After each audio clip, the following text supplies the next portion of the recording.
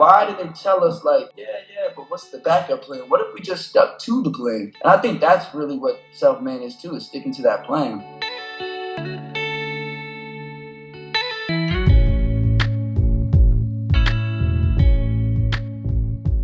What's up, my man? What's up, brother? I'm glad I came into a little entrance, man. I got my song playing. It's lit. I like it. And even better, I like your background. Look at that. Come on, man. You know, I got the McQueen. I got some bamboo back here for the bamboo drinkers. You know, we're on McQueen, though. That's right. No. And I've already got started. Look, it's 3 o'clock where I am, and I've been drinking for an hour. So all right, I'm taking a shot with you. I got the McQueen shot glass. Hold on. I got one of those. Hold on. You like that? Bro, they're fire. Aren't they? They're just different. They're not like, you know, the regular see-throughs. I like them. Oh, God, yes. So you've been to our office, right? I watched the cocktail hour. You made the triple X, you named it. Yeah. It's a pretty good drink, actually, and I did it off top. I've never had it. And you were right, man. Anything with blueberries is better because there's some health shit in that, right? Some type of health shit. Cheers to you. Good. Cheers, brother. Cheers, everybody. Cheers to Wiz. Cheers to the team. That's right. So, Sk8, I'm excited. One, I'm a fan. Two, you're part of Taylor Gang, which I'm a huge fan. Three, Wiz is my guy. And I do this series, for your fans to know, I do this series called Self-Made. I started a number of years ago. I own a whole bunch of liquor brands. So past brands, Douce, Ace of Spades, current is Bel Air, Bamboo, McQueen, Vion, a whole bunch of stuff coming. I love talking to people like yourself because everyone thinks it's easy. Don't they? Because they only see the sweet things, huh? Exactly. They see the behind the scenes. Exactly. And it motivates me hearing people's stories, and I like hearing what I call the self-made side. So what does self-made mean to you? What does that mean? Well, it's funny because I feel like, I know you can touch on this too, but we all, if we get to a position of power, you know, we definitely didn't do it just on our own. So I don't want to get it confused that the self is just us. But self-made to me, you know, whatever, you know, putting aside what everyone says and putting that to the back, and to be able to, you know what I'm saying, push through everybody else's opinion. That would be my self-made. You know what I'm saying? If you can get through everybody else's opinion, you're gonna be all right. And that's real self-made because, you know, obviously, like, no matter what, we're gonna have a team around us. We're gonna have people that help us get to the top. So it's not really ever just self-made. So, but I think self-made would be like, yo, if you can put them opinions and everybody else and haters and all that shit and put that shit to the side, you're gonna be all right and get to where you need to be. When was your leap? I would say my big leap. So I was independent. You know, I'm from Omaha, Nebraska. Yeah. I don't know if you knew that. So I'm from Nebraska. I got cousins in Omaha. Oh, really? Wow. Yeah. I got cousins in Omaha. All right. So we got family. We family tie. But yeah, I grew up there, and so I'm sorry, I forgot the question. Now that we started talking about Nebraska. When was the leap for you? When was the leap? Okay, so yeah. So I grew up in Nebraska. I was independent for the first, like, 5 years of my career. I went on a headlining tour in 2016 after my Sk8 project that I dropped. And that was awesome. We were doing like 300, 400, 500, you know, caps, all independent.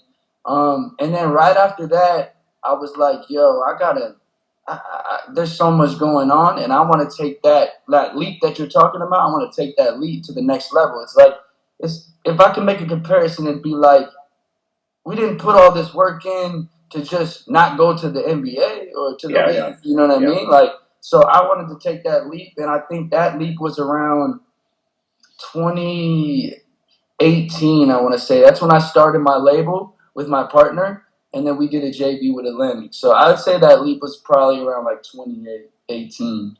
So take me back, if the stories are true, because I'm curious about this. When did music started kicking in for you, and why? What was the inspiration?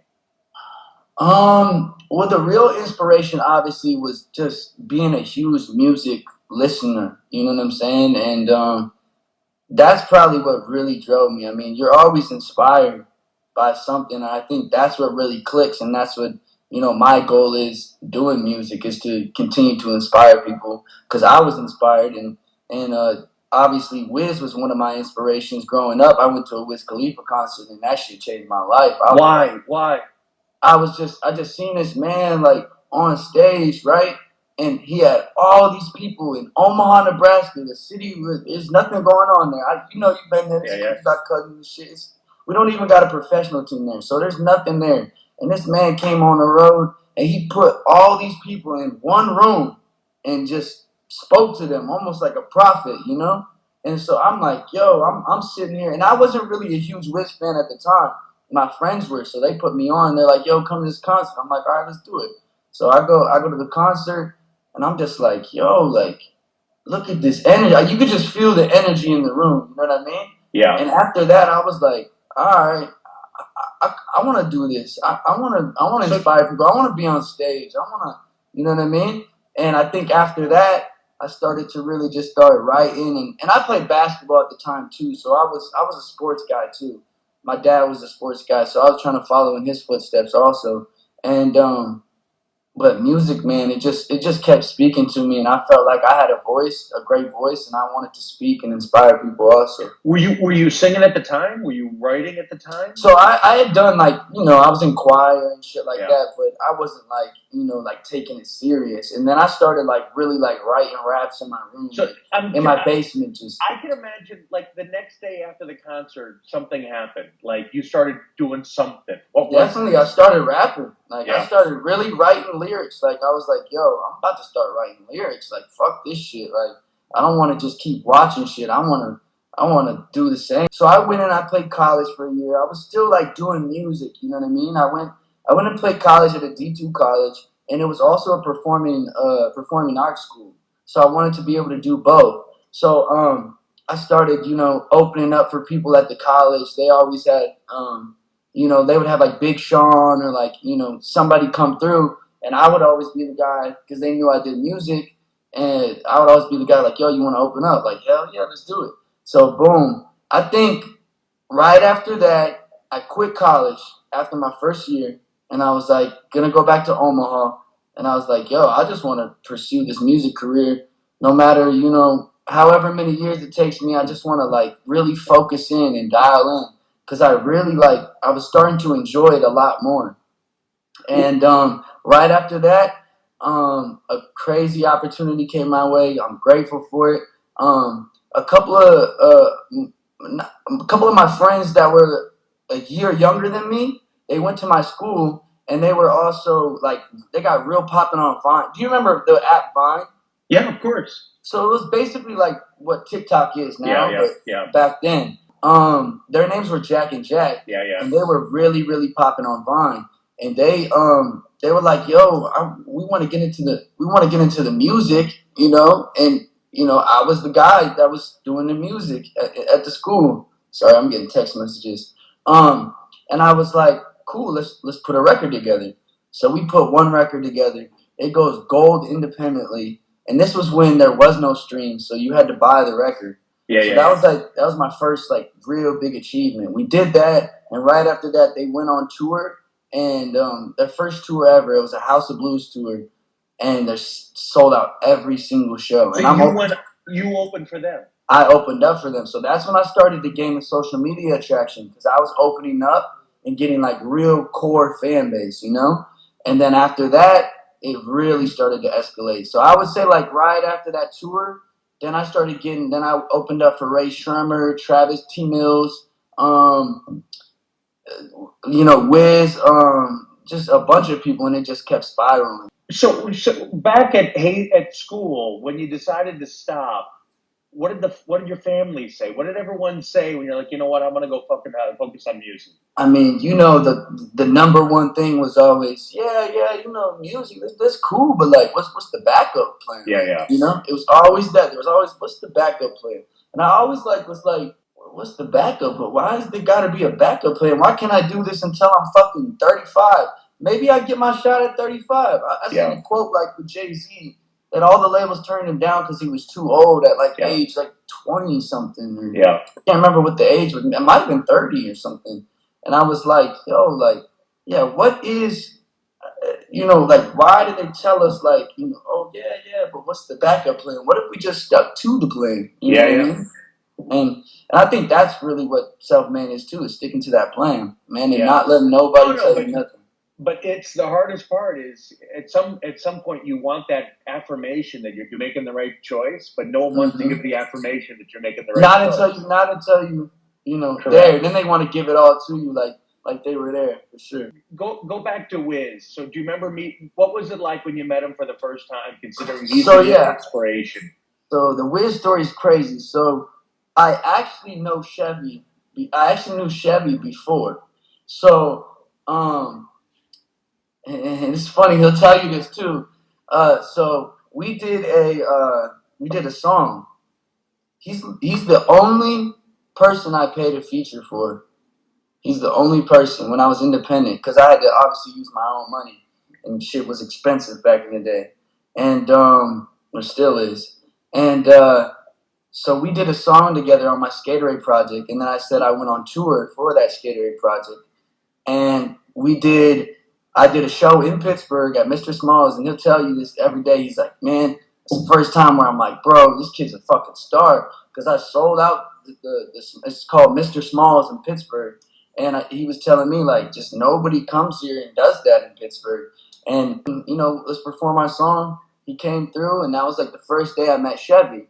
And then Chevy, I think, kind of, like, was always, like, he stayed in contact with me and that. And then I didn't really link later until I started I was in the studio with Ricky P, because I was out in L.A., so I moved to L.A., and I've been here for 7 years now. And just going in and out of the studio, I met Ricky P. You know Ricky, right? Yeah.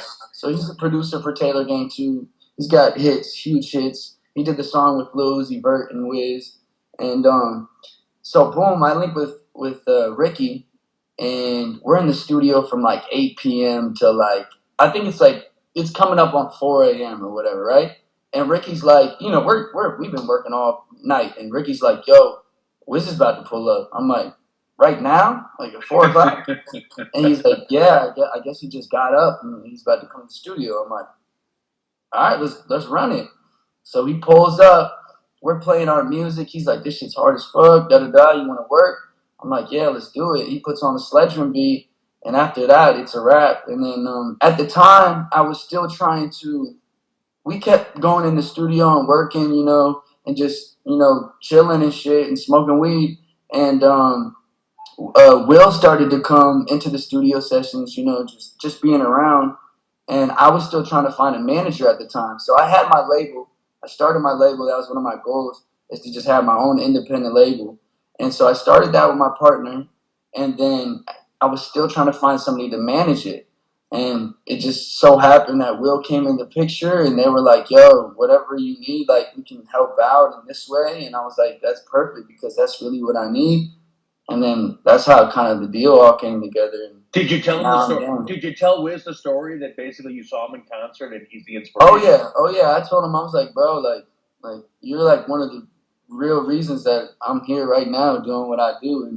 And he's like, that's awesome, bro, because like that's really what Taylor Gang's all about, is inspiring people. So I wanted to ask you that, and for people listening, what makes Taylor Gang special? It's probably more of a Wiz question, but I think what makes Taylor Gang special to me is that it's really a family. Like I said, I moved out here from Omaha, and they are people. Their whole gang. When you're gang, like your gang, like everybody supports you, everybody rocks with you, and I think that was the number one thing. It's like, I felt like I had a family in LA. You know what I mean? Yeah. They brought me in, and I felt like, I got a family out here. And I think that's what really Taylor Gang means to me, at least, Set aside Wiz, who inspires you for more? Who do you listen to? Who are you watching? who's out there that emulating it means something to you? I have a great team around me that inspires me every day, which is good and great, and great friends and family that always inspire me and continue to. My dad, he inspires me every day, just taking care of all three of us kids. But really, man, I've been trying to beat myself. Like, I want to beat myself every time, no matter what it is. Like, even if it's in the gym, I want to beat myself. If it's in the studio, I want to be better. As a man, I want to be better. You know what I mean? So, I think I've lately just been trying to be inspired by myself, because that's kind of sometimes the hardest, especially mentally. Do you set goals? Yeah, I set goals. I try to write them down more. Like they say, to put them on write them on a whiteboard and stuff. I haven't really gotten to that stage yet. I kind of like, when I wake up, I'll do like some meditation, and I'll like just think about everything that I want to accomplish, and then just think about happy things too, and what makes me happy. Because the things you want to accomplish sometimes aren't always the things that make you happy. So. So where do you get my? I'll give you my example. My frustration comes when I can't get what I want. And I have an idea. It could be. Don't we all?